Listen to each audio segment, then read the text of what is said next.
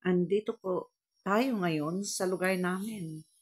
Ayan, sa makikita niyo po ay malapit lang po kami sa training center ng mga pulis. Yes, malapit lang po sa bahay namin. Ayan o, kung nakita niyo ang signage dyan, nakalagay, Philippine Constabulary. Dito po magte-training yung mga pulis. At saka dahil sa malapit lang po ang bahay namin, may mga makita kami na magti-training.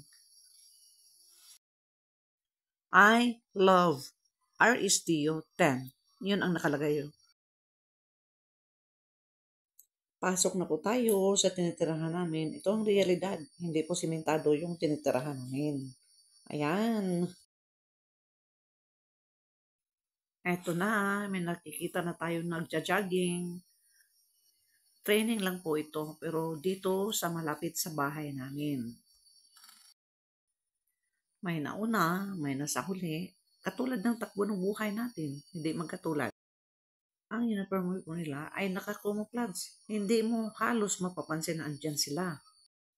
Ngayon, rest time na nila. Ito sila sa gilid ng bahay talaga namin. Dito lang sila nakahiga, nakaupo yung iba. Si Sir po ang pinagtanungan ko sa mga ginagawa nila. Hanggang dito lang po tayo. Thank you for watching.